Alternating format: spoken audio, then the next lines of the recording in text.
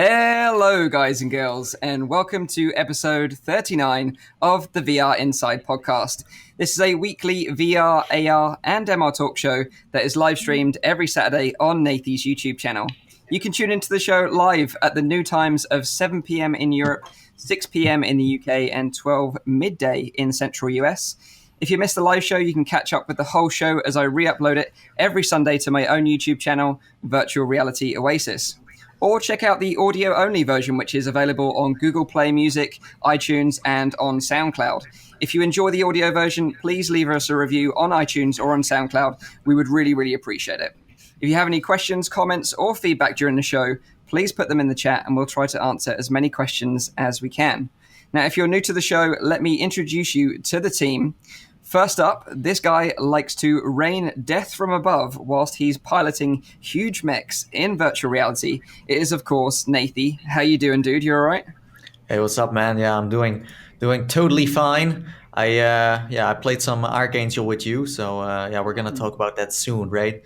The excitement is real. But I'm doing fine. Has been a hot week, that's for sure. Man, oh man, like the weather here in Europe. Ooh, it's intense. It is. It's warm, and you've got a new camera angle as well for the show. Yes, you know, showing it? Yeah, getting you from different angles. Welcome to the unknown corner of my studio. This is where the real magic happens. Yeah, you can really get the view of the little sister in the background there. She's chilling with her sunglasses. She's having a good time. So next up, you're going to need to put on your dancing shoes because this guy is going to take you to the VR club and show you his smooth moves. It is our resident RowdyGuy. How you doing? Hey, I got some sweet moves. You can say what you want, but I got some sweet moves, you know. I showed them all off in one video. I got like the shopping cart. I got like the running man. I got all of them. Did you get the big fish, little fish cardboard box? You still need to teach me that one, Mike. I know you're the master in all of this. That's true. Yeah, we should go dancing one time. One time dancing. I would totally be up for a dance off with you guys in a club sometime. That would be epic. Yeah, definitely. Okay, so next up, he is the newest member of the VR Mile High Club. But again, putting his mind, body, and soul on the line for science is our resident Twitch streamer, Zimtok5. How you doing, dude? You all right? Good, thanks, Mike. Yes, above 38,000 feet, I donned a VR headset.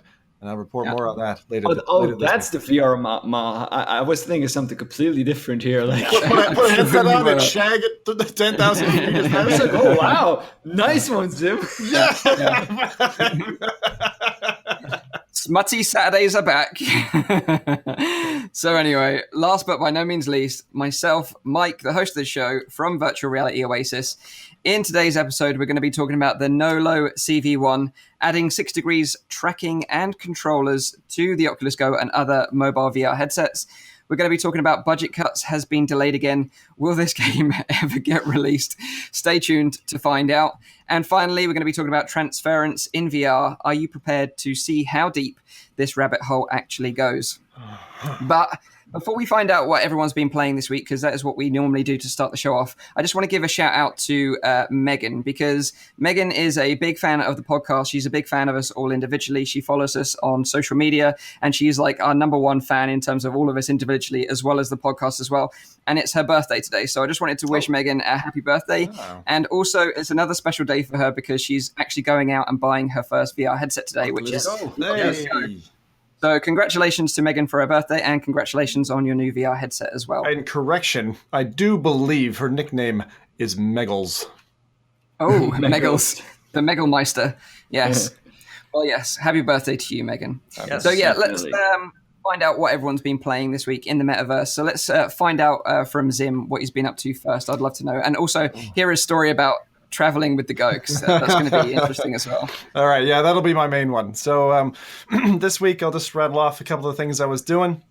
Again, still playing lots of poker in poker VR, loving that. We did a big the forest multiplayer. So the biggest thing that I think I mentioned this on last week's show, that if you get a 2D player along with VR players, so you kind of 2D server, you can actually play VR multiplayer of the forest, which is chillingly awesome. It's a great survival game, and actually, I know I'd kind of rated it third in the survival games we mentioned last show. This definitely starts to bump it up because the social interaction, the ability to build, and the build catalog is so deep that it's really, really cool. So we got more of that planned. A few of my business things have gotten in the way this week to be able to do that again. But anyway, a couple other things that I touched. I did Affected the Manor, which is totally different on the go. Don't play Affected on your own in a hotel room when there's no one around, because I kind of freak myself. You know when you're like on your own in the dark and you're like, don't get scared, don't get scared, don't get scared. And all of a sudden there's just this like point of inflection when all of a sudden it's fuck, and so that's what was happening to me in my hotel room that night. Other than that, I suppose the thing I would mention is I played Darknet. I'm a big fan of Darknet. At 38,000 feet on a jet back from London to Edinburgh. And I have to say that, first off, carrying my go along a little carry case was easy, right? Put it on the plane. Dude left of me, we kind of like was clearly doing the eye shots of like, what the fuck's this guy about to do, But he was kind of a cool dude. I did steal his window seat by accident. We had a little altercation, but I kept it. And then I put it on, and it's super easy to go into. Nobody challenged me vocally. I don't know. When you're in it, it's hard to say. And I played for about, 25 minutes or so. Awesome. Because it's a relatively short flight. But I'd say the thing that I was most interested in are the movements of the plane in the light turbulence, because it was a relatively small craft. Are they going to make me feel any kind of, like the 3 degrees of freedom, like tracking, disconnect, and actually the kind of nausea feeling? None. Sure. I'll equate it to, when you're on a roller coaster in real life and your head is tracking forward just fine. Like, no matter what this is doing, your head's like on a stick and, it's tracking the scene. So it just felt like that. I didn't feel like I had a need for any special travel mode. I didn't get a chance to try out like Netflix because there wasn't a Wi-Fi connection. Right. So that would be like, I want to try a kind of a transatlantic Netflix go, but I'd be honest. Everyone's going to end up doing this. It's so cool. I'm just imagining Zim sitting in his plane seat, like playing like some kind of horror game, screaming on the top of lungs, and all the passengers go like, this guy. It's like a Go controller flying through the plane. Someone's going to get dragged off of a plane one of these days. And then afterwards be like, it went perfectly fine. Like, it was 45 minutes, just straight gameplay. See, that would be me if I played, what was it, Face Your Fears, the plane on a plane. That would be me. That would be me. I would get chucked off a flight. That was definitely the best comment, because someone did say, just get somebody, put them in Face Your Fears, and there's, I think, an airline crash thing in there. Like, just there is. Get on the plane, and not a good idea. Yeah. But in terms of like the comfort, you felt it was fine, and you would do it again. The only gripe that I'll mention, and this is out of everything related to the Go, I have one massive bugbear with it right now. And massive. And they can software patch this, so Oculus, listen up. Right? Your Go. I open it up, I charge it before the night, I use the controller, and I make sure it does the power off cycle to turn it off. When I go crack this thing open on the plane, I don't want to see that it's a 25% battery, because your thing just likes to wake up all the time. Let me turn this off. Give me some kind of switch or option to keep it dead and not switch on without my authorization. It is a real problem right now, and it's rife amongst the Oculus Go Reddit as well. Like, a lot of people complaining about that, and rightly so, because it's just turning on at random times. I don't know if you pressed the power button and just held it. If you press and hold the power button until it's completely off, then I tend to find that helps. But sometimes it still comes back on again. Sometimes you charge it, then you leave it for a few days and you don't use it, and then suddenly it's like.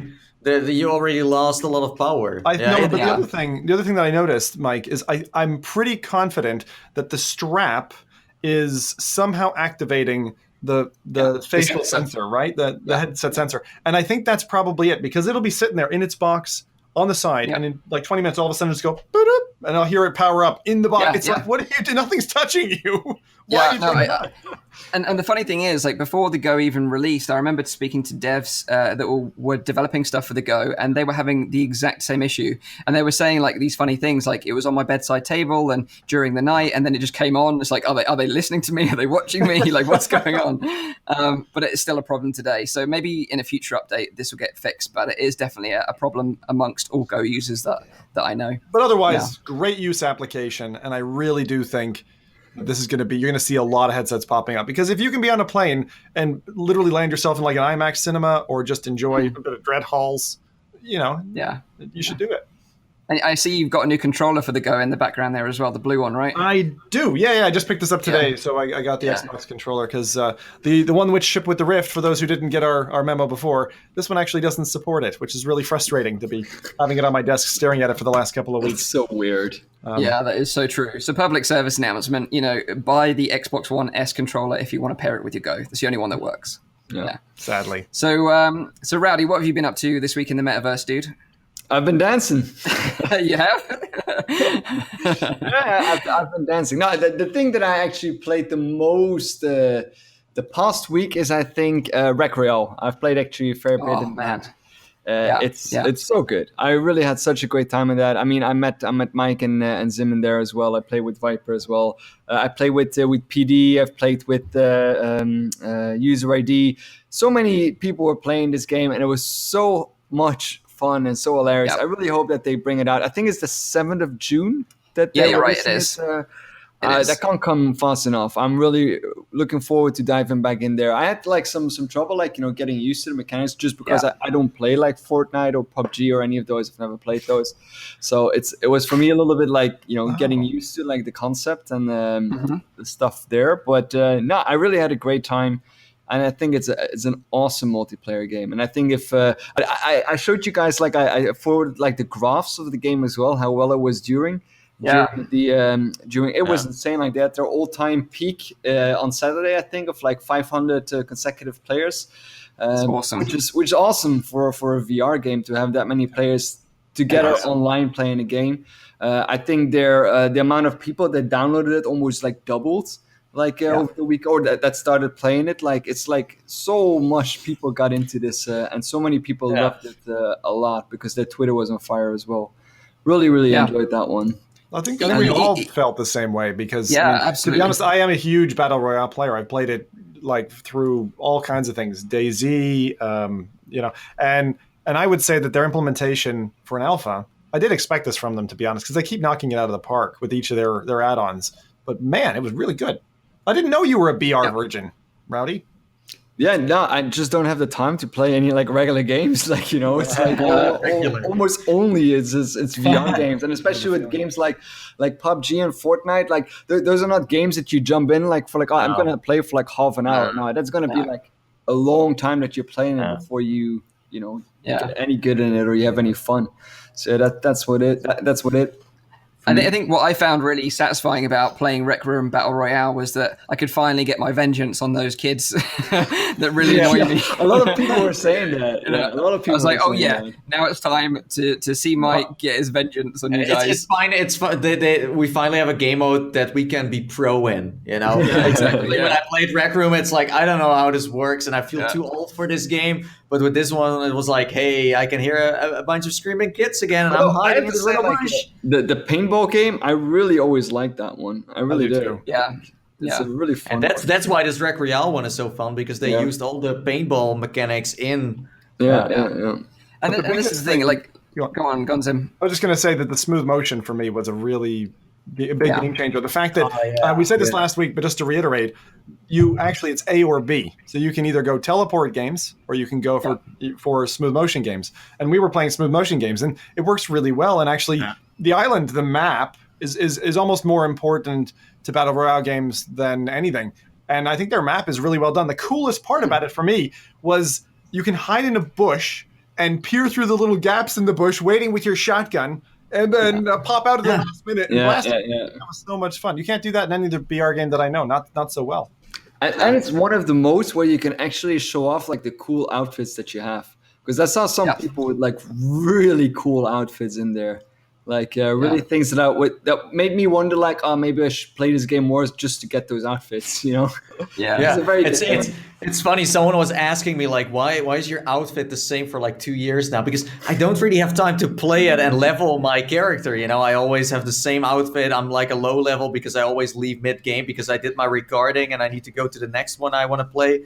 But it's just like funny how much stuff people have, and it's from the quests, and it's from the paintball matches. Like, you can unlock so much stuff in there. Yeah, it's great. Scroller Dash says in the chat, I'm a long-term Rec Room player. You all are just noobs.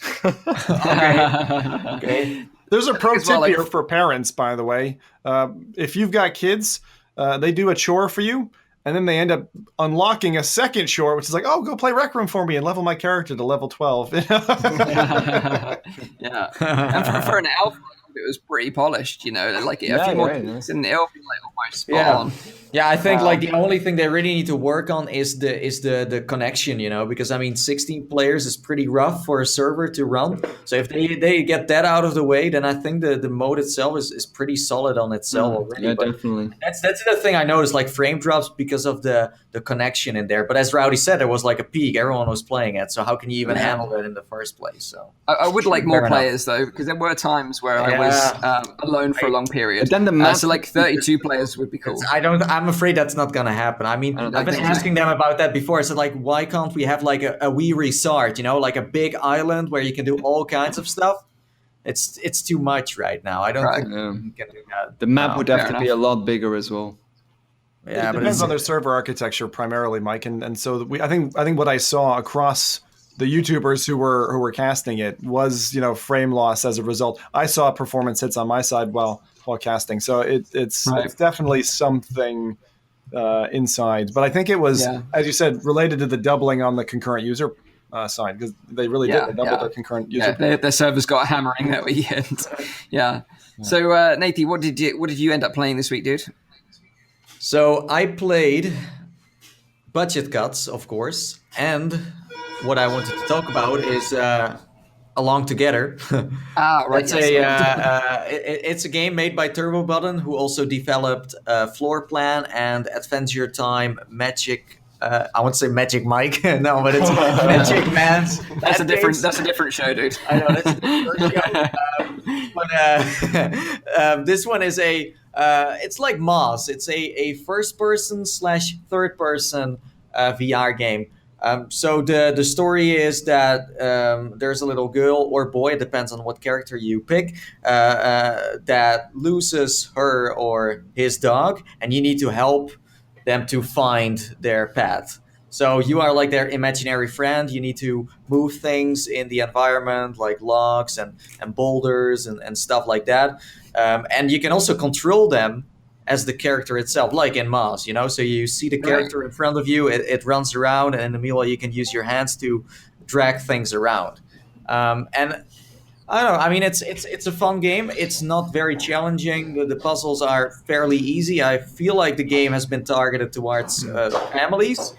But I like, in my opinion, there aren't enough games for the younger ones out there, or ones that are really like giving you an adventure for a couple of hours. So I was like, first, like, man, it's too easy. But then I was like, why not have more of these games for like the other groups out there? So it's a nice game. Yeah, it's nice. I reiterate that, because simpler controller schemes for younger kids, particularly if you've got a kid, like, you know, I've got a 4-year-old. She's very good with games. I mean, she can play Left 4 Dead and stuff like that. That's not a problem. But when it comes to, you know, VR control systems, if it's too complicated, I don't think she could ever, you know, really do Windlands, for instance. You know, it depends though how natural it feels though, because I think that especially kids are like very quickly away with these things that like feel just very natural. Like if I see like a kid working with an iPad, it's amazing like how natural they do it. Like, oh yeah, I need to swipe up. Well, if I need to explain it to my parents that they can swipe on the thing, like it's like takes me hours to explain it. I think like with this one, the way it approaches you in game is just super fun. It really awards you all the time for the stuff you do, you know. And the character, you can just interact with the character. You can move closer, and then the character's like, don't get too close to my face, or you can wave and they wave back, and you can do all kinds of like fun interactive things. So yeah, I think it's a fun game. Plus, you can play with one controller or with two. And with one controller, you only need to press one button. That's all, and the rest is just you just point your controller, and that's where the character moves to. So just one controller, and it's just super easy to then master, you know. Yeah, and that was what I was going to ask you, because there's a port of this on the Oculus Go, right? Yes, so exactly. I don't know what platform you played this on. I played this on PC, so I played it with the Vive, but you could just see in the way the mechanics were working that it's a mobile title, because it first came out on Google Daydream. Yep, right. And I mean, it's just one controller and one button. That's all. I mean, that's also how many buttons you use when you play on a standalone. Yeah. No, I really like this sort of trend that we're starting to see, the way you've got like a release on Oculus Rift, you know, on Vive, on Go, on all these mobile platforms as well. So it's kind of like a cross-platform play. I think like those games are always welcome. They have a certain style. They are not too hard, not too easy. I still like it when they also bring out like hardcore PC stuff, because they are also a little different. But I mean, usually the art style and the way they play with the mechanics is super creative and unique in its own way. So also along together. Yeah, I was just going to say platform specific titles, as we said last week, really nice. So if you get even like the Bow, for instance, which we had in Valve's title, you know, or using the Oculus touch controllers as touch controllers and using all the features, it's great to see that. Like, and along together is actually one of those games that when I saw it was one that I really wanted to play almost straight away, and I just didn't have any time this week to play it. But I am planning to play it early next week for sure, because I definitely want to play it on the go. Yeah, same. Time. Yeah, exactly. Time. Like you were saying about like not playing like non-VR games. Like there's just literally no time for that. I can't even fit in all the VR games. So. But anyway, this week I got a chance to play Archangel Hellfire. Me and Nathie actually played it together. Full disclosure was that one. Yeah, and like that's the thing. Full disclosure, like we were actually paid to play it and make a video of it for like the channels. Just wanted to sort of put that out there just for complete sort of transparency. But if you've never heard of Archangel before, it released August last year. Originally, it was kind of like a story-driven campaign where you sort of had this sort of guy that was a soldier and he lost his sort of son. And then you're in this like big mech and you're piloting the weapons. You only really control the weapons because the movement is actually on rails, so you have no control over the movement. But the game had this kind of interesting story and the shooting felt really satisfying, and I enjoyed my time with it. Like I never actually finished the game, but I had time playing it and had fun. And did you sort of find the end of it satisfying enough, Rowdy? Yeah, actually, the ending was actually quite nice. I think it was a pretty cool. I mean, there were like some choices that you had to make. Like you know, I always find that concept interesting, where you need to choose like, am I going to do this? And, you know, it's kind of obvious, like a good route and an evil route, but it's still options, and I think that's always cool when a game does that. Yeah, and graphically it looked really nice as well. I thought. Yeah, and so recently the developers, they recently updated the game, adding a multiplayer mode, which is called Hellfire. So if you buy Archangel right now, you'll obviously get the single story campaign, but you'll also get this multiplayer, which is the bolt-on to it. And Nathies and I sort of jumped into a private match just together, and we were just fighting each other and chatting over Discord. And there were like 3 different mech types. You could have this like small, nimble, fast one, a sort of medium range sort of one, and this like big Hulk one. And you've only got 2 maps to sort of play on, but the sort of parts of the map are destructible. So say if you fire a load of rockets and you miss your enemy and they hit the building behind it, then that'll just start crumbling and falling to the ground. So that was kind of cool. But there was one thing that was really, really nice, and that was that the small mech had this like power move where if you powered it up with enough battery, you could push the button and it would basically jet up into the sky and then fire a barrage of rockets down on the ground. So it was almost like that move from Overwatch where it's like death rains from above, if you know what I mean. And that was just so cool. Like the whole map just like kind of got destroyed after that. But yeah, so normally the game is like a 2v2, and I tried to sort of find a game outside the private match that me and Nathie had, but like I could only find one other player right now. And I think that's the problem with a game like this, is that they're trying to drive a multiplayer community, but right now the community is just not there. You know, unless you're like a Rec Room or an Onward or a Pavlov, like it's really difficult to get that community hooked to keep coming back to play the game. I really wonder how much they sold when this game came out, because they even changed the name. They really tried to kind of get away from the single player and now change it up to an online game. But I don't know why they decided to do that, because like Archangel on itself was fine, but then they also changed the title. So it seems like they were like, ooh, maybe we should really promote the multiplayer, because right now, if you look at Steam and Oculus Home, they talk like almost only about the multiplayer and not really about that single player anymore. They changed the way they explain the game. I don't really know what they want to do here, but I saw that the community that is now on there is very small. So that's kind of like the problem here. If you got a couple of friends, then play it. But if you don't really have people to play with, I don't know how it's going to be in a few months, but we have seen this before. It's usually the same story. Yeah, and it's a shame because I think, like, having played both now, that the single player part of it is its strongest part, and they should just keep on promoting the fact that it's a single player game, but it has this multiplayer side to it as well, rather than the other way around, I think. Mm-hmm. So that was Archangel Hellfire. One more thing, Mike, you need to tell everyone about the way you join each other in Archangel, because it's really funny. Okay, so basically, because me and Nathie were just playing together in a private game, like obviously I had to invite him to my game, and to do that, rather than using like Oculus Home traditional invite system or anything like that, it uses its own system, which is quite archaic, in that it generates a code that then you have to tell the other person, and they have to then input that code. But the way you have to input it is to scroll along a load of letters and choose one, then move on to the next one, and it just takes forever, and it's just painful. It's so painful. Why? Like anyone could have designed a better invite system, I think. Aside from playing the game, we had so much fun laughing about this invite menus. Yeah, it's true. I gotta have a stab here at Nintendo, because this whole friend code thing needs to die. I think it's some kind of anti-pedophile thing for kids, that you have to have a friend code to play with somebody. Yeah, I have hated that across all of Nintendo's product line. It's like, oh my god, I'm just gonna leave it, Mike, because I can't. I totally agree. Like the friend system on the Switch is a complete mess, and the multiplayer is a mess as well, especially with voice chat. Like, don't even get me started with that.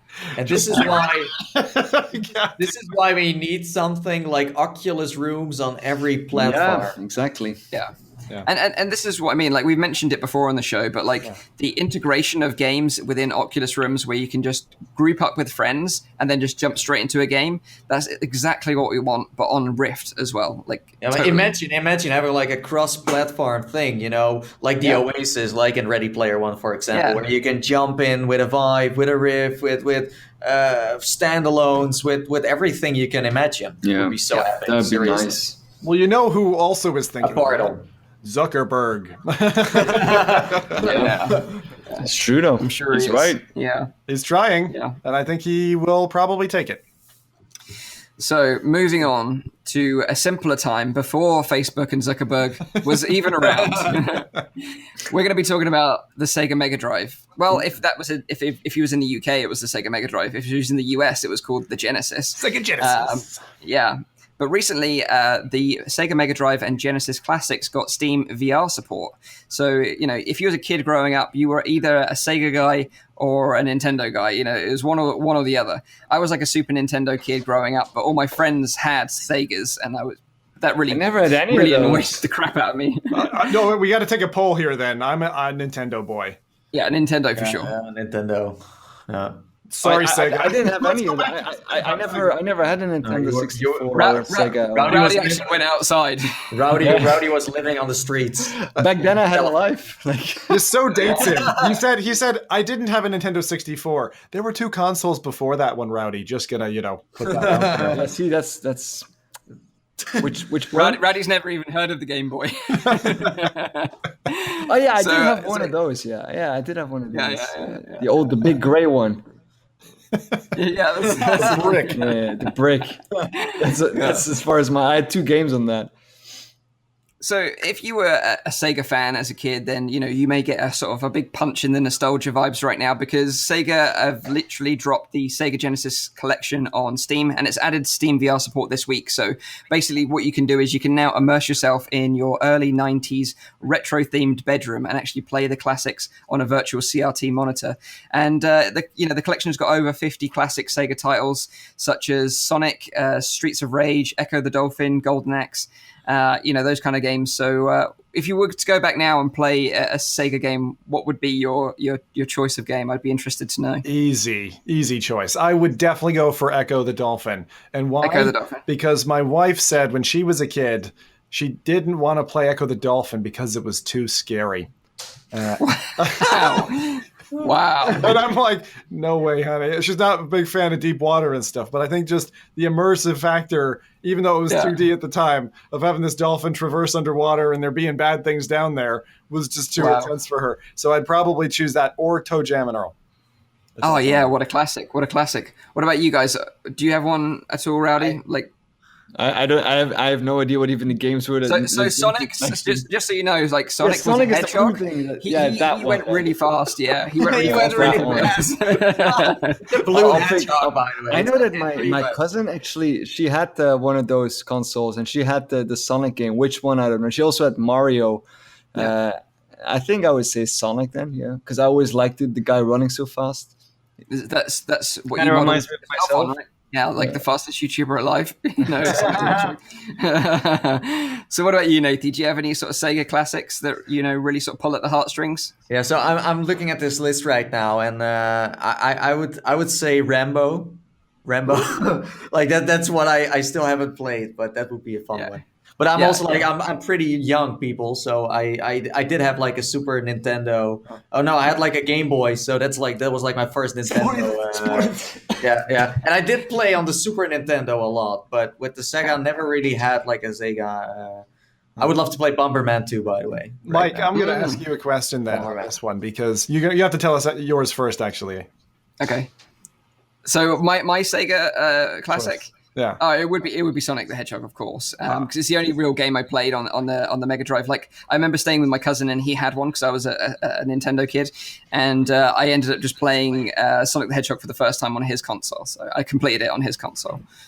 What about you? The thing I was going to say was, do you remember that era of consoles where hardware add-ons were a thing? So there was like the Sega 32-bit, like you'd like crunch in the expander, and then we give the extra memory so you could play the better game. I mean, you had that as well on, I remember playing one of the Turok games on N64 where you literally had this little like black chip that you just jam into it with the expanded memory. I just love those days when you could like literally hardware update, and they had planned that from earlier days. I remember back, the DK2 had the little USB expansion port, and I was like, they're going to do something.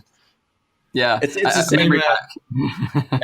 It's the same with the Super Nintendo, where you had like the converter, for like two different cartridges.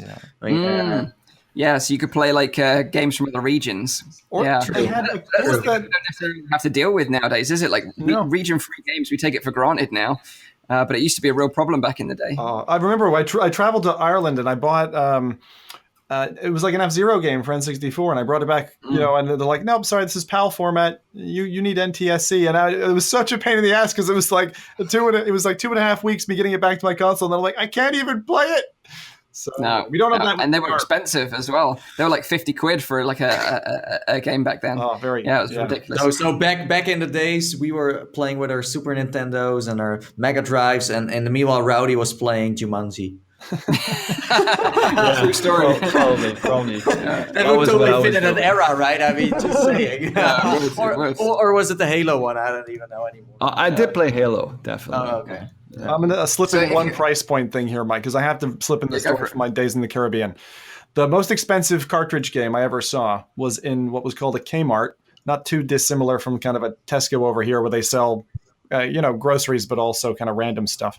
And it was Mortal Kombat Ultimate for $130.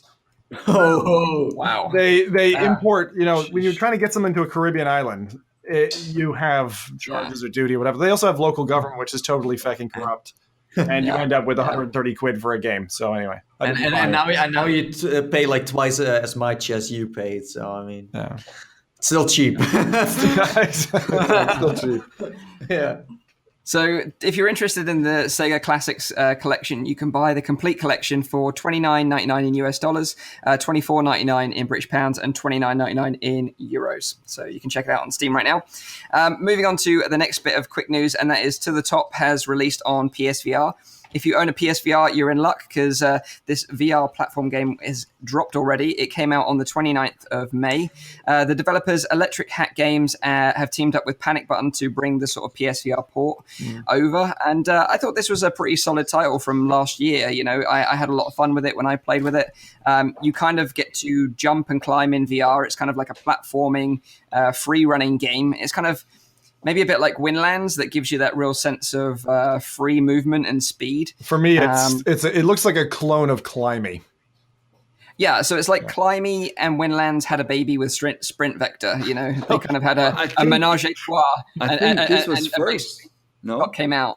Yeah, it was. It came out first. Yeah, it was the one that kind of spawned. Yeah. Windlands came out first, actually. Windlands was first, then To The Top. Then To The Top, right? But To The Top, I really like To The Top, though. Are you sure about that? I thought it was Windlands, Climby, To The Top, The Climb, Sprint Vector. The Climb goes a little bit more whatever. Whatever. But it's a fun game, is what we're saying. You know, it's like it's a good mix of genres. It's like a little bit like Mirror's Edge or something, you know? Like that's where I would compare it to, because you can like speed things up by like, you know, climbing faster and like get those red things. Like I really liked, and the environments were really cool. And that was I think one of the first games after Windlands where I got like the first like real sense of height. It's like holy. Also because they use like wind effects, like when you're somewhere like a little bit higher. That was really cool to have that there. That's too new school for me. I played Windlands on my DK1. Old school. I know, right? OG. First demo ever. Yeah. I played it on my Game Boy. Oh. Now we're talking. I played it on my TI-85. Commodore 64, bros. That's what I'm talking about. Yeah. There. So back on topic, like To The Top, it also had like a really energetic soundtrack as well, which kind of kept pushing you to keep going and move faster as well. So it's a really cool game. Like if you've got a PSVR and you're looking for a title to play, I'd recommend you go check it out. Yeah. It's available now on the PlayStation Store for $14.99 in British pounds, $19.99 in US dollars. And that's format. Is that single player basically? So you got a single player campaign and multiplayer as well. Multiplayer. So the multiplayer. I just wanted to make sure. So the single player is. Yeah, it's just basically like a time trial set of levels. So basically you get ranked and you want to get like the best ranking on each run. And, it urges you to go back and speed run them because then you can unlock outfits and cosmetic items for your character and stuff like that. It's cool. Thanks, man. You do need friends for this game, by the way, Zim. So... something there. If you got $5, I can be your friend. $5. I feel like Chris Pratt amongst the Velociraptors right now. Like I need to hold them back. Yeah. So moving on to our final bit of quick news this week, and that is that maybe a new SuperHot game is coming to VR. So recently, the developers of SuperHot did an interview with Destructoid about sort of like their studio, their development process, and things that they're working on in the future. And Destructoid asked them, like, what are your thoughts on a sequel to SuperHot? And they kind of said that they wanted to do something like an evolution of the original game rather than just a cash-in sequel. And this is kind of what they said word for word. So I hesitate on your distinction between evolution and a sequel, because if it's a proper evolution, it's a proper sequel. This is something that really didn't click with the original SuperHot VR game because the animations were all made for a 2D game, and it was kind of hacked together to be a VR game. It's a hack. It's not like an animation system that was designed from the ground up. There's some legacy from the flat screen version. What we're developing now is making an even more core VR experience. So that kind of like hinted at the fact that they're working on something from the ground up for VR, which is very exciting because I always thought that SuperHot was a fantastic VR game. And even though they describe it as a kind of hacked together 2D game that worked in VR, it still is one of my favorite VR games. I know that Zim doesn't necessarily agree. But, it's still one of my favorite games. So I think it's a must play. I think you've got to play SuperHot. I just don't think it was beating things like Resident Evil and stuff like that for the awards. You know, when we were talking. Hold your horses there. Yeah, it did. It feels much more like a real VR game. Like, even though it is a hack. Yeah, but no, I mean, like the motion controls, like the movement of your body and all of that, like it feels so good. Up to this date, I still think if I have to rank it amongst, it would be in my top 3 for sure. Yeah, for sure. Same. SuperHot. If someone comes over and says, "Can I try a VR game?" I would drop them into that one. I don't know. Yeah. It's one of those things where I've felt that feeling before. And that feeling I felt was in Max Payne 1 and 2. And I haven't yet felt that same level of satisfaction in VR. I want Max Payne in VR. If I can do that and I don't actually break my shoulder jumping down a staircase, you got me. Or off a balcony. I did do that Max Payne move in SuperHot, and it was pretty epic to do that. But I had to use some pillows to actually land. According to Dr. Angrish, he said that we should call this new SuperHot game SuperHotter. SuperHotter. Yeah, SuperHot. That's a cool name. I like that one. Can I... Sure. No, go ahead, Mike. I'm just going to say, like, it's just very exciting because, like, you know, since they haven't really brought out another VR game since SuperHot, and they've obviously worked on, like, additions to the original core game on PC. So it's nice to kind of get a bit of a snippet that they're working on something VR related, whether it be a SuperHot sequel or a brand new game. I think it's exciting indeed. I think they're a cool studio. But seriously, though, like, more devs should play with emotion. I mean, how many games have we seen where you really, like, you shouldn't move, or you need to move to kind of set things in motion? Would be fun. I would be up for another concept regarding that, and not in a way where it's a shooter maybe, but something totally different. But with SuperHot, that kind of concept really defines the entire game. I think that's what the thing is. Like, you know, if you take away that concept, it's just a regular shooter. Yeah, that's exactly. True. Yeah, but the thing is, like, I couldn't imagine playing SuperHot on PC. I couldn't imagine playing it any other way than in VR. Like, I've never played it on PC, but it doesn't appeal to me having played it in VR. And they raved about it. They actually thought it was quite good. So the number one accolade I have to give to the team behind SuperHot has to be the fact that they produced a 2D game and a VR game, and a VR game that feels like a VR game. And one of the things that Rowdy said in terms of the feeling of it. Wow. But they always kept the VR part in mind. They never thought like, let's add it later. They always did early demos with the DK2 without any like motion controllers. So they were always planning to kind of do something with VR there. So what I like so much is because they slow down the time, it makes it so easy to feel like a superhero. You know, like, I'm just going to dodge the bullets and punch the guy in the face. Like, that's so awesome to do that. I really like that kind of stuff. And also this is something that I find is really important for games in general, is that there's a lot of artwork and detail that just blows you by. And if the game itself almost not forces you to take a look, but enables you to take a deeper look, even if something like this is a relatively lo-fi game. It's not like it's got super deep textures or anything.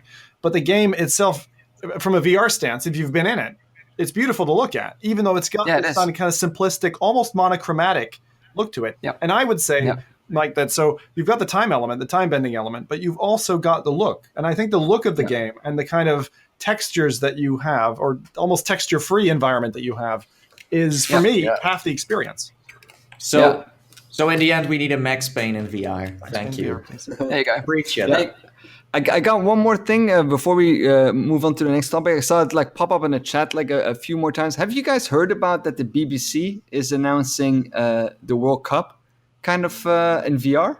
I did not. Yeah, so I did hear about this. A friend of mine who's a bit of a football nut and has recently bought an Oculus Go contacted me and said, have you seen this? And I'm not a massive football fan, so I didn't really take that much notice, but I was aware of the fact that this was happening. And he was kind of saying that basically you can watch the World Cup in VR, but he was saying he wasn't sure whether he could invite his friends, a bit like Oculus Rooms, and watch it together. No, that's not the case. That's not the case. Well, it's basically in like you're in like a separate. Did we lose Rowdy? You lost Rowdy's voice, I think. His mic's gone. Hello? Yes. Oh, that's better. Okay.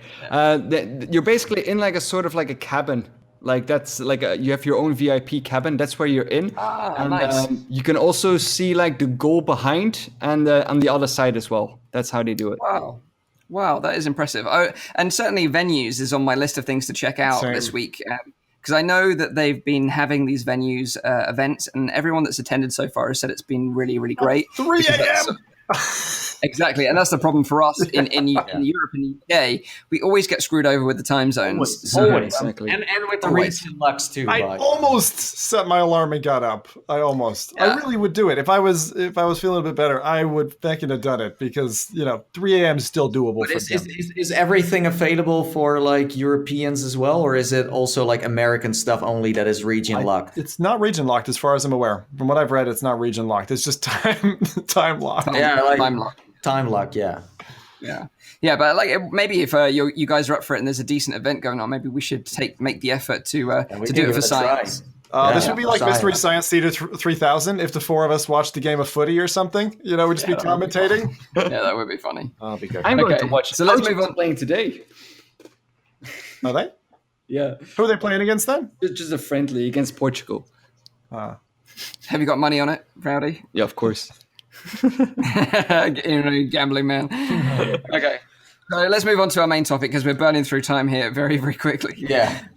So last week we mentioned that Budget Cuts was releasing on Steam on the 31st of May. And if you're all like, well, where is Budget Cuts? Where is it? You lied to us. You gave us fake news. Well, I'm sorry, but to let you know, unfortunately, the developers, Neat Corporation, announced the day before release that they're delaying the game for a little bit longer to polish it up because there was a few sort of bugs, a few graphical bugs, sort of some performance issues as well. And I know that some people are going to be really disappointed because, the game's been in development for so long as well. Like, it's been in development for 2 years. Everyone's been really hyped about it ever since the original demo came out. But we got to try it out this week, right? You guys have played it as well because we had sort of early access, press access. So some of us made videos about it as well and put it on our channels. But I don't know about you guys, but I had a lot of fun with the game. I really enjoyed it. I'd never played the demo before, so I kind of went in fresh. But I really liked the fact that it was a stealth game because, although I had seen stuff before, I never really understood that was its kind of core gameplay mechanic, right? Was this kind of stealth element to it. So, yeah, I had a lot of fun with it. What about you guys? Yeah, same. I actually, I didn't really encounter any game-breaking bugs at any point for me, at least. I've played a good 2 hours now, I think, 2 or 3 hours maybe even in the game, and I haven't encountered anything that I would say oh yeah, this makes the game literally unplayable for me. I've had one scene where it flickered me through the roof for a blink of a second or something. I could see the textures. But that's it. That's all I had. I don't know what the bugs are that people are talking about. For example, Upload is postponing it. They did a review now, so. But I mean, for everyone else, there's a different meaning to game breaking.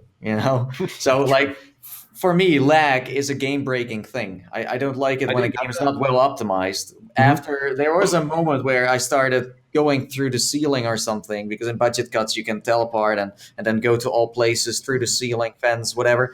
There's a certain moment in this game where it's not very optimized, at least not for me. And I got a killer PC, so if it lags on my PC, there's something going on with the development there. Yeah. But overall, it wasn't that bad. It's not totally broken. For me, it was just flickering textures, ones that just disappear, some levels that are not well optimized. And my inventory did some crazy stuff. I can only speak for what I saw, of course. I didn't notice anything like that. My inventory never did anything weird. My game, only I had that one pink flicker one time in a level. I was going to say, what is this pink flicker? Because I see Sweeviver talking about it in chat as well. What is the pink flicker? Well, the thing is, if you want to trigger that, there you have 3 tools in Budget Cuts, right? You have a translocator, it's like the portal gun. Then you have a tool that you can just use to hold things and drag things, and then you have the magnifying glass. And if you started using that from the very start in the new game, it triggers certain areas, and then it will just flicker and things disappear, and then you see. I still haven't used that tool because I don't know what it does. Maybe that's why I'm not encountering any issues. Yeah. Well, I can tell you if you do use the magnifying glass, what does it do? What does it do? It shows you hidden messages. Yeah. At least so far that I played it. But there is more going on with that. But yeah. And that's the thing, like you guys, I did encounter the sort of pink flickering. It only happened once, and then I moved to another room, and then it was gone. But what I did find is in certain areas, there was a big performance dip. So say it was an area that was heavily populated with the sort of robotic guards, then it was a big dip in performance on that. And I was using the Rift, so... That's strange, because I didn't have that. I really didn't, because I've had like things with like 6 or 7 bots in there, and I had no performance issues. Yeah. But I have to say though, when the game was running and it was good, like I had a great time with it, and it did some things in that game that I've never experienced in any other VR game, like hiding in a roof space and looking, like being on your hands and knees on the floor and looking through a ceiling tile down to the room below was actually like so immersive. Like I actually felt like I was in a roof, like it was that cool. It plays. Sticking your head through a vent, that's also hilarious. Yeah. Like you know that you can just, there's no vent there, but you still go like on your knees. You still This game plays so well with the fact that it's room scale, that you can just move around in your like little play space, and I think that's like the best of the whole game, where you can just really, like, you need to hide, you really need to do physical stuff.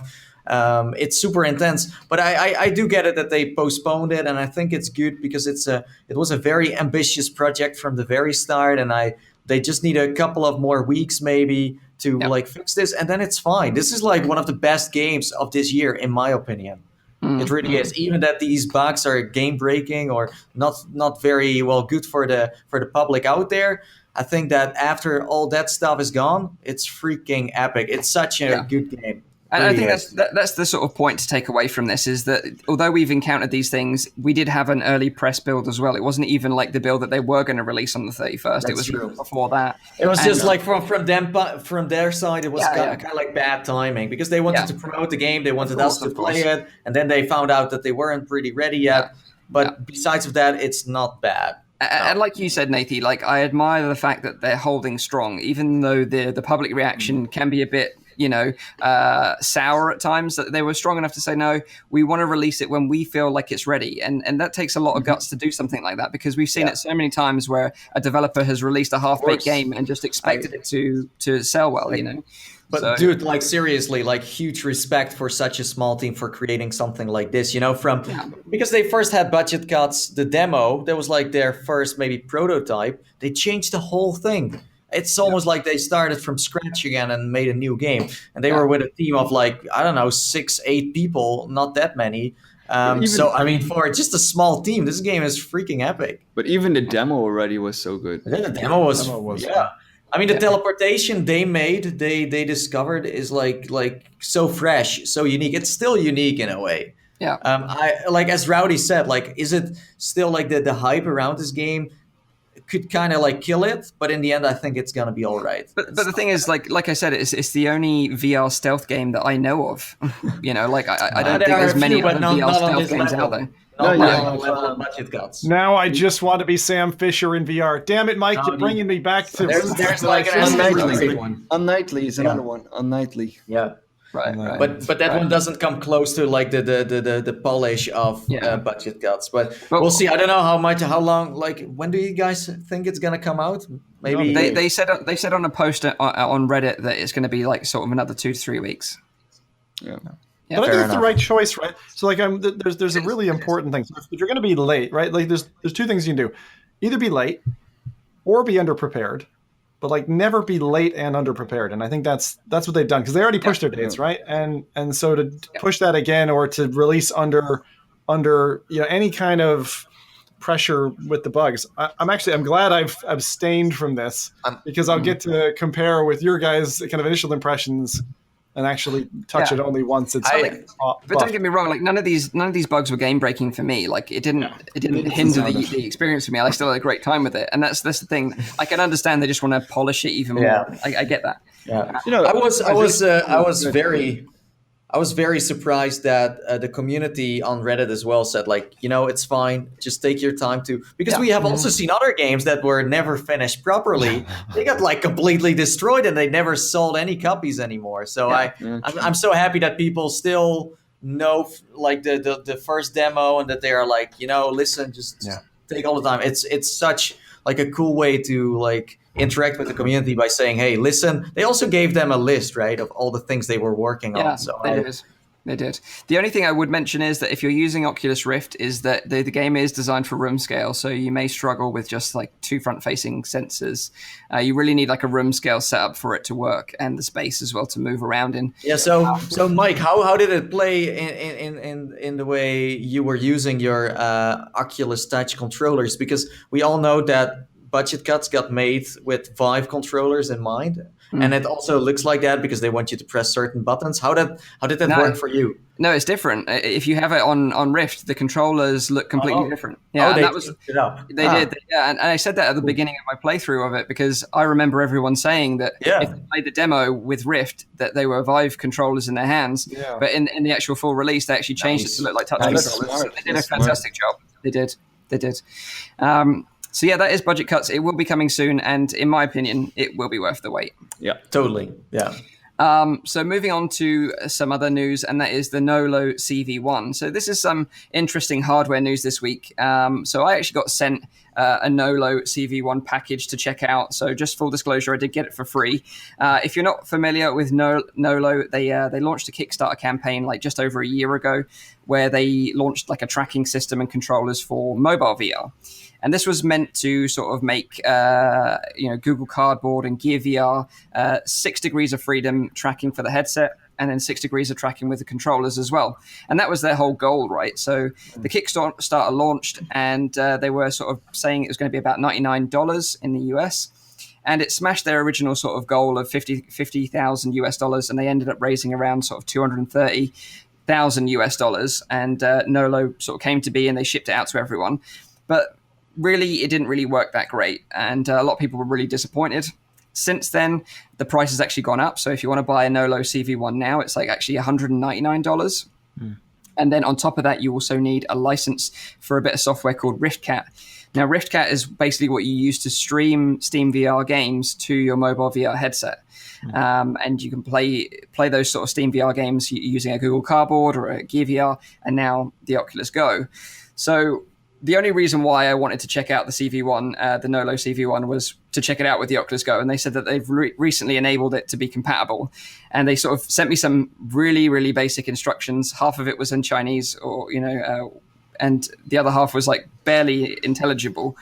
But I worked my way through it and sort of persisted, and eventually got it up and running. And I'll show you what sort of comes in the box. You've kind of got this base station here, which is a little sort of tracking box. It's completely wireless, by the way. It's just got like a rechargeable battery inside, so you just turn it on. Is that the one that feeds naked images of you back to China? Exactly. Yeah, that's the one.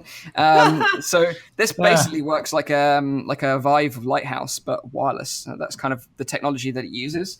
And then you've got these two 6 degrees of freedom controllers with trackpads and some buttons and some back with these like balls on top that you can track it. And then like a karaoke disco setup, I'd say, Mike. Yeah, does it also do disco stuff? So this is actually the headset tracker, and you basically affix that to your Oculus Go, and then you plug it in using the micro USB on the Go and this little tracker here. Whoa! How did you affix it, Mike? I used some little tape that I could remove because it comes with some like industrial 3M tape, and I was like, "There's no freaking way I'm putting that on my Oculus Go." So I used some like just temporary tape to put it on there. Good. But the whole installation, because you have to sideload a lot of applications onto the Go for this to work. Can you describe what that is? Because people won't necessarily know what sideloading is. Okay, so basically what you need to do is you need to connect your Oculus Go to your PC. You need to create a developer account through Oculus.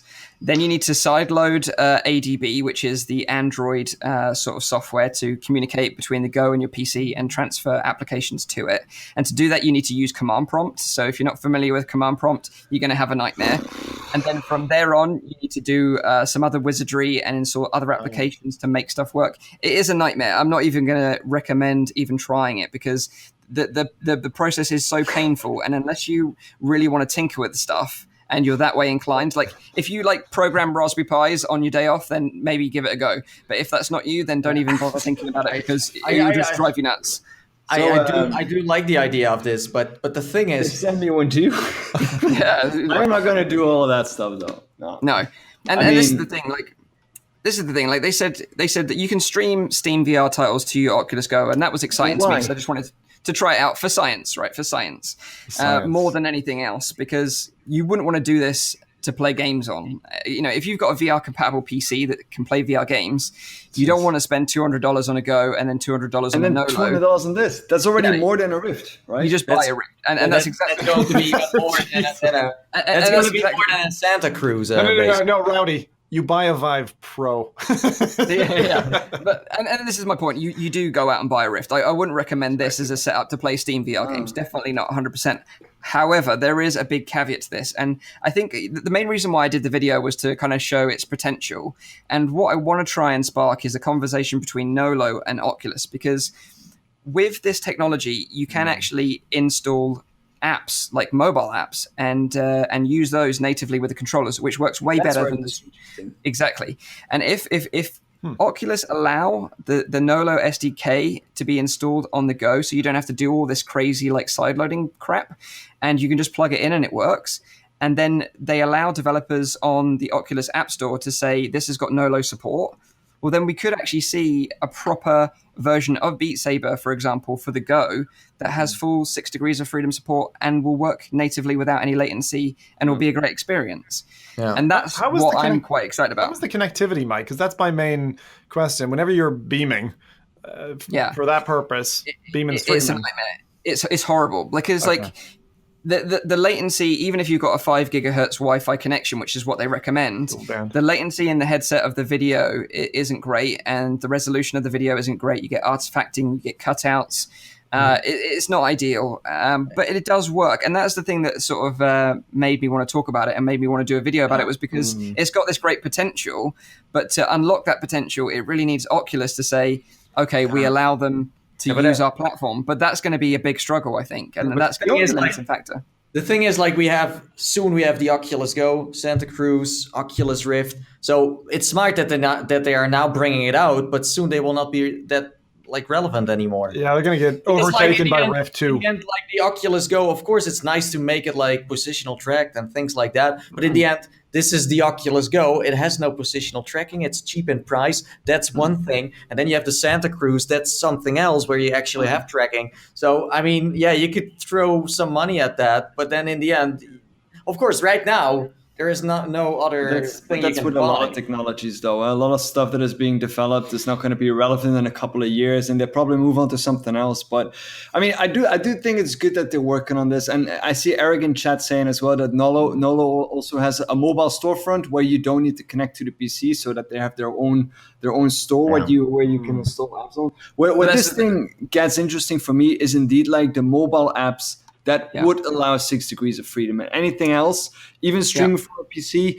Because, I mean, the only reason why I would be doing that is, for example, if I'm not in a country and I boot up my PC in my own country and I just transfer it all the way with the internet to my mobile headset in some hotel in the US. If I could do that, which I can't, of course, then I would be like, that's cool. So Rowdy, give it to like 20 years, and I'm sure that technology will have at least taken. I won't be unpacking this for 20 years.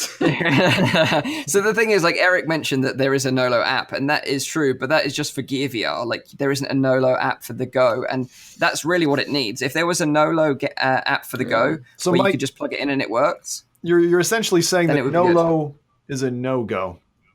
Nice.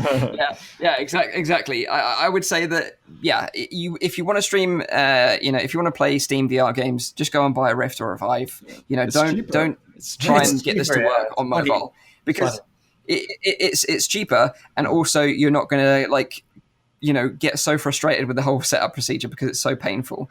All I would say is that if Oculus and Nolo can have that talk and get together and have a little, conversation to get it to work, then we could see some really great stuff coming out of this thing. I do hope they will partner up with someone interesting to kind of bundle yeah powers. and that's really why I made that video, was to kind of give them the sort of attention that they need, because they're struggling, and it does work, but just not very well. That's all I'd say. So I wouldn't recommend it for Steam VR streaming, but it has potential in the future. I'm going to say one thing here. I'm just going to say that, Mike, thank you for testing this for science, because that is dedication, and it's nice that now you're freelancing and doing this thing 100%. You're able to do some things like that. I think that's a really good thing for the community. But I'd also just say that I think guys, and just a bit of feedback here, and to promote Mike a little bit, because I think Mike's done a really great job finding his niche, and he does these things very often, and got a great show going, Mike. So if you're not following Mike on YouTube, do it. Let's give him a round of applause. You're going to make me blush, guys. You're going to make me blush. Thank you very much. Thank you very much for that. But yeah, so there we have it. That is the Nolo CV1. You can go and check it out if you're interested. Yeah. But let's move on to our final topic, which is Transference VR. So Ubisoft, obviously a big studio developing tons of cool games right now, Pancake games along with VR games. They've got a couple of VR titles in the works right now. They've got one which is a frantic first-person space shooter called Space Junkies, which I got to check out at Oculus Connect. So did Zim. It's a lot of fun. That game. It's basically like Quake in VR. It's that fast-paced and visceral. But the second game is a very interesting one indeed, and that's called Transference. And what Transference is a psychological thriller, and it's a sort of collaborative work between Ubisoft and a company called Spectavision. Now, Spectavision is interesting because it's a film production company that was actually founded by Elijah Wood, the famous actor that played the Hobbit in Lord of the Rings. And Elijah isn't new to VR. Like he actually played Nathie's favorite little hedgehog, Henry, and he met Frank. Do you guys know that? Yes. You met PSVR Frank? No. He did. Don't do it. He did. Okay, I need to hear the story don't now. tell the whole story, please. You have to now. It's the rule. Can I hear a snippet of this story, though, please? Basically, Frank had some air, and he was standing next to someone that he didn't realize, and all of a sudden the guy turned around and said, nice one. And it appeared to be Elijah Wood. Oh, and where was his air coming from? His mouth or his... Nope. No comment. That's the most famous. It's hilarious. It's when we all went to when we went to Sweden and we went back. I think that Elijah Wood was on holiday there or something with his, I don't know, for family or something. I don't know the exact reason why he was there, but Frank was like in a smoking cabin or something, and he didn't realize there was anyone else there, but Elijah Wood was in there. So this was in Sweden when you all went to Sweden. Okay. Yeah. Cool. Okay, I get the story now. So back on topic, like Elijah Wood basically founded this Spectavision company, and now they seem to be working on something really kind of interesting and a little bit dark, I think.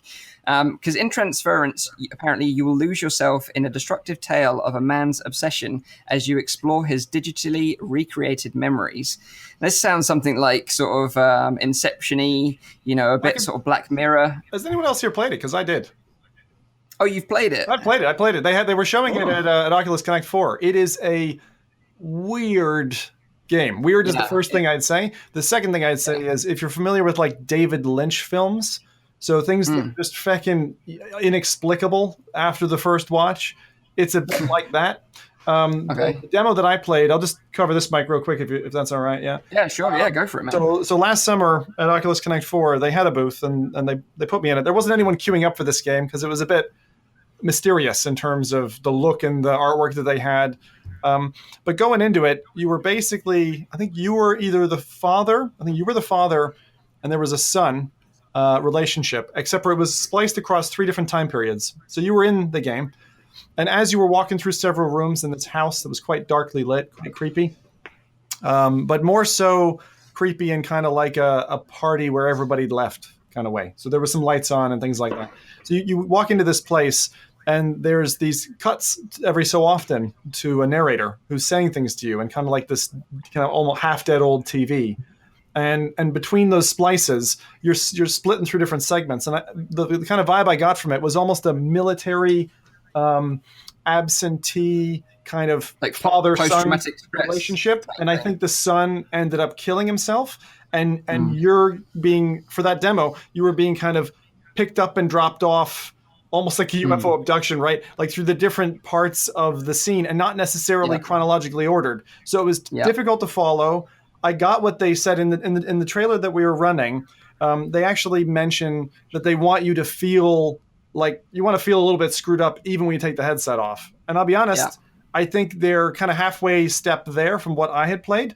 If they do it the right way, then it'll pick up a lot of fans, like I said, who like David Lynch films, who like to just do something that's a bit fecked up, and they come out with more questions than answers. So totally. Did you think it was good then? I not yet. I think my net feel was, okay, that's weird, and it's kind of on the wrong side of weird, but just it wasn't like bad quality or anything like that. They just need to. It may be the issue with like the Pepsi challenge, where if you just have that small bite piece and you're not getting the full story, they don't have enough time to kind of convince you through it. So that's what I think. I mean, I still leave the door open for this game. Like that.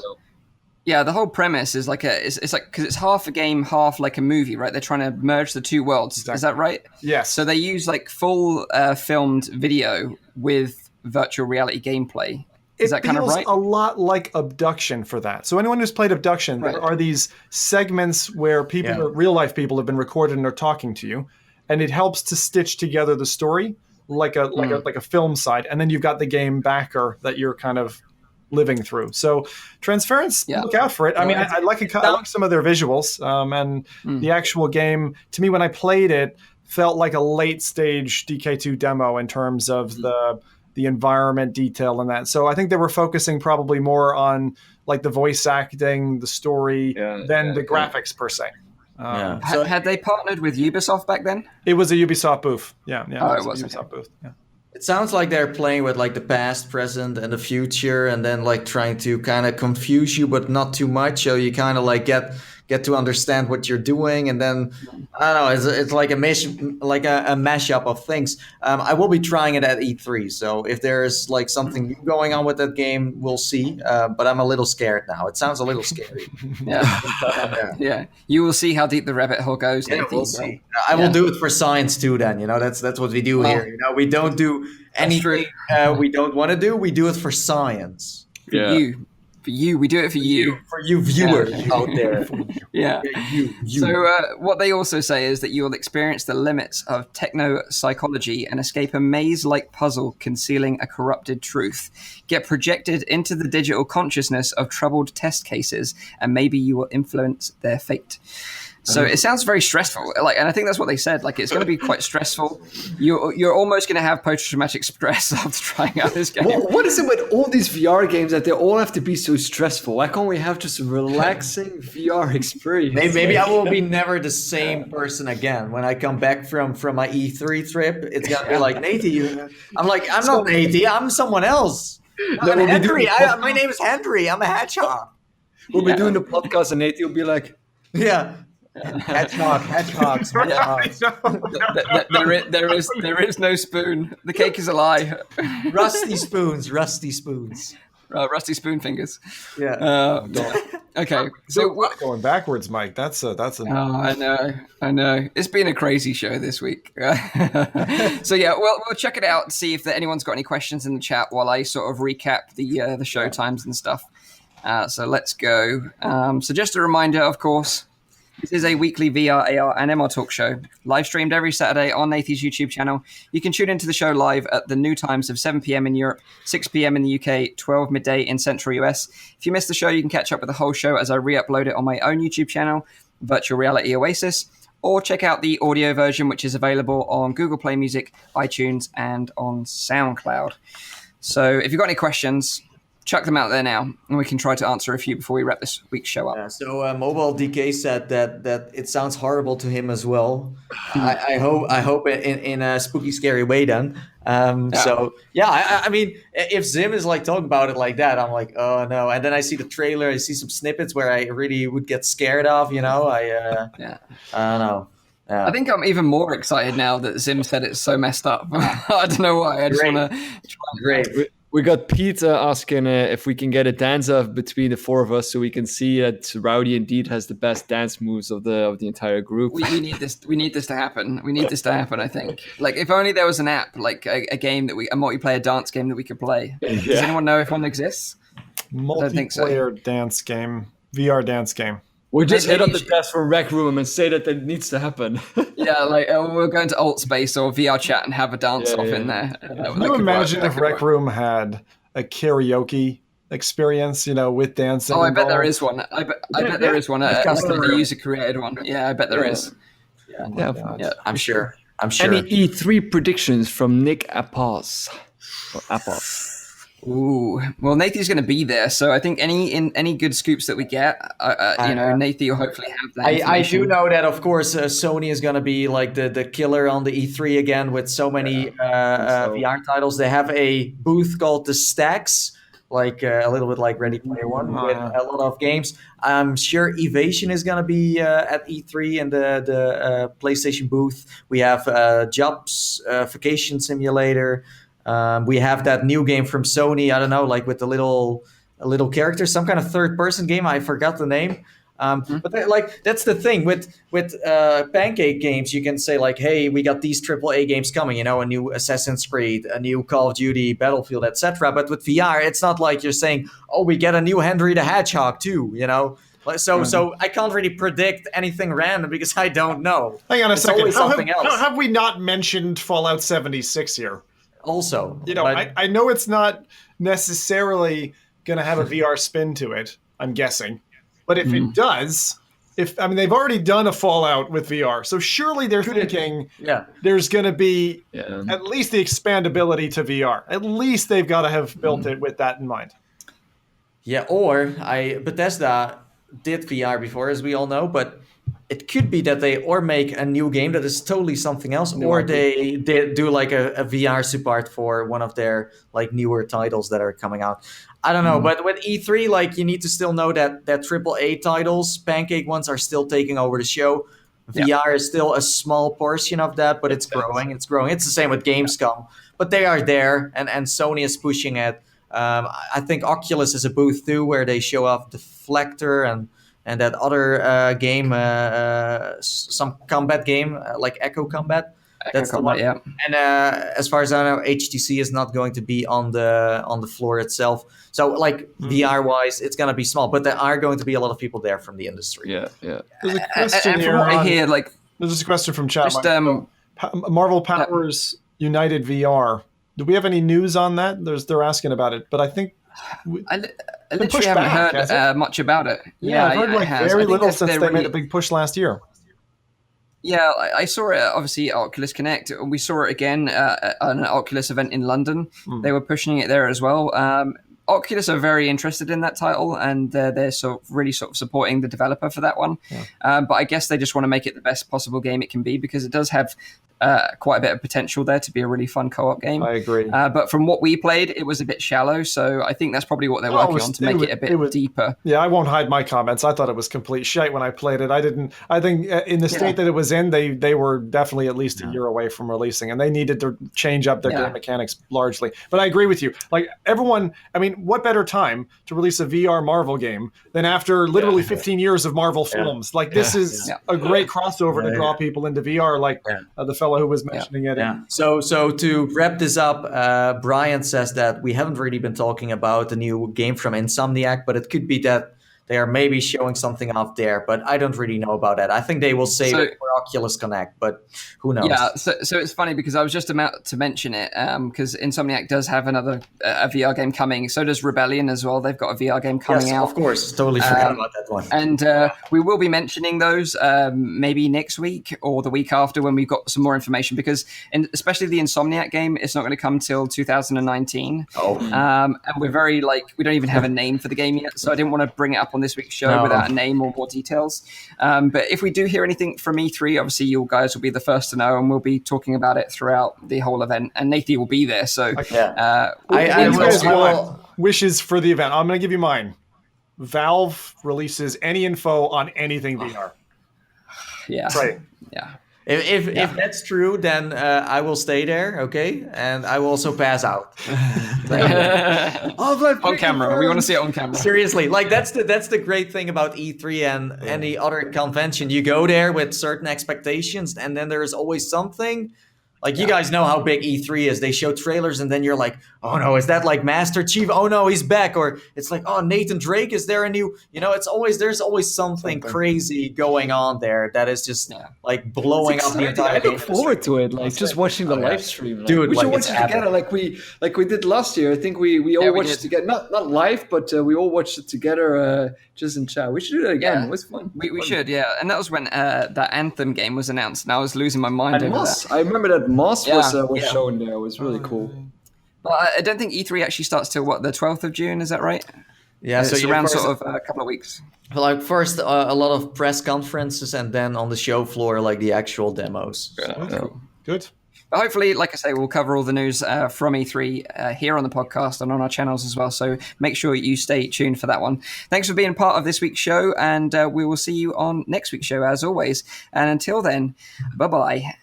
See you later. Ciao. Yeah, bye-bye. Bye.